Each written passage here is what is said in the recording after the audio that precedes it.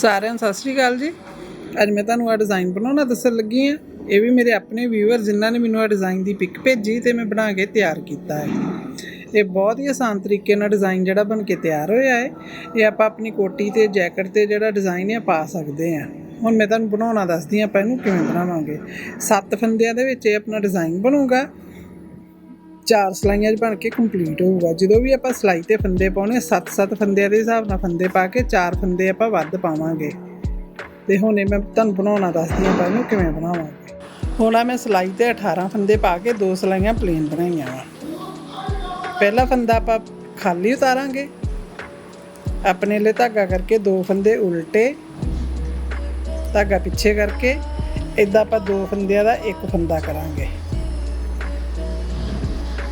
अपने लिए धागा करके इत्थे आप जाली पाई, फिर अपने लिए धागा करके आ फंदा उल्टा के 2 फंदियां दा 1 फंदा किया। पहला फंदा आप खाली उतारिया, इहनूं गिनती च नहीं लैके आवांगे।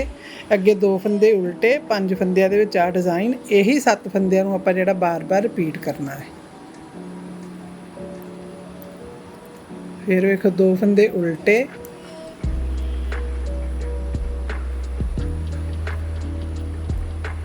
2 फंदियां दा 1 फंदा, अपने लिए धागा करके जाली पाई, फिर अपने लिए धागा करके 2 फंदियां दा आपां 1 फंदा इत्थे जाली पा के, 2 फंदे उल्टे, लास्ट वाला फंदा आपां सीधा बनांगे। हुण डिज़ाइन दी मैं दूसरी सिलाई ते आ गई। पहला फंदा इहनूं खाली उतारूंगी, बाकी सारे फंदे मैं उल्टे उल्टे बनाऊंगी। आ जिहड़े जाली वाले फंदे इन्हां नूं भी आपां उल्टा बनावांगे।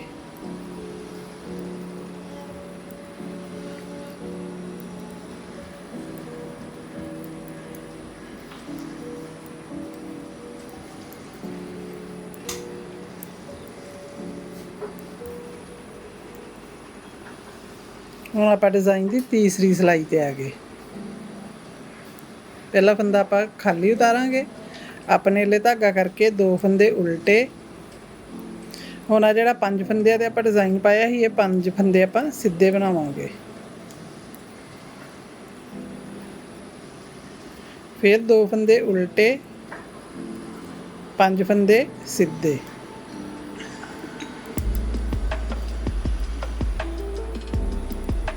2 फंदे उल्टे, लास्ट वाला फंदा आपां सीधा बनाया।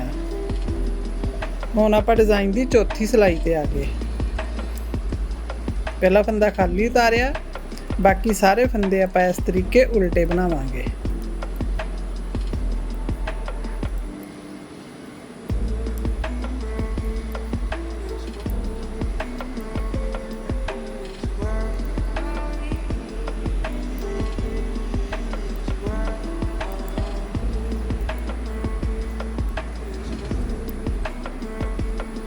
यही 4 सिलाइयां आपां बार बार रिपीट करते जाना है।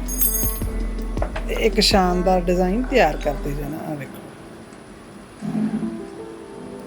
जे मेरा चैनल सबसक्राइब नहीं किया जरूर करियो, ताकि इस तरह नवे नवे डिज़ाइन तुहानूं सिखाउंदी रहां।